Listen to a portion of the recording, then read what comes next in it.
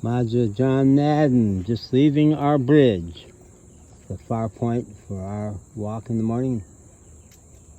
And those are the guys on the donkeys. Every morning I see them cross over into the woods right at that spot. So I did a video the other day about how in Mexico guys like to give each other their propers.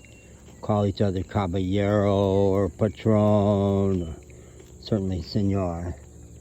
And we do. We love to do that, and they're awfully good at it in Mexico. They are not macho. No, the Mexican men I've met are pretty wonderful.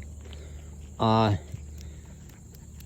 the other thing guys like to do is spar with each other. Test each other, see who's tougher. And I want to share two of my favorite stories about that, because I used to not be good at that. But I've gotten really quite good at it. And two of the most fun stories in South Padre Island. I think this guy was Middle Eastern. I think he was not Latino, which so many people in the Rio Grande Valley are. And me and my dog were in his little convenience store, which was a funky, really fun convenience store. And I liked the staff there a lot. But I would put the dog on the leash. My dog was never on the leash, but I'd put him on the leash to go in the store. And I dropped the leash in order to get my wallet out to pay. And he gave me a whole lot of shit for not holding on to the leash. And I looked at him, he was a big guy, and I said, "You're going to have to change your tone, pal." And it's just like that. "You're going to have to change your tone, pal." And he says, "Why?" I said, "Because you're starting to irritate me."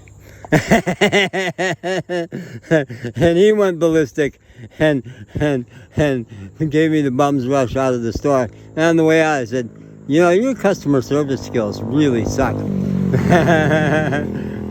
So that was fun. But even more poetic and more ethnic and more fun was the Middle Eastern guy running a convenience store in Chicago.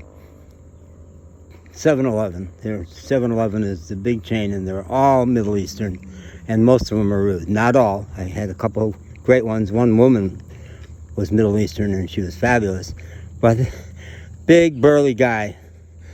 And my dog was standing outside of the store, which he had learned to do very politely, to stand outside the store. And this guy gave me shit about something. And so I said, you know, I stuck my finger right in his face and I said, "I want you to pay attention, because this is important feedback that you really need to know. You absolutely need to go fuck yourself." And he erupted. Oh my God, he went so ethnic on me. He said, "If you were not such a weak, sniveling little nothing, I would rip your spine out of your body and snap it right in front of you." I looked at him, I said, "Okay, step outside, pal." And as he ripped off his apron and came around the counter, I beat it. And as me and my dog were walking off the premises, I said, "I think it's time for us to go." And I was laughing the whole way. And it was so perfect. He was amazing. He was a work of art.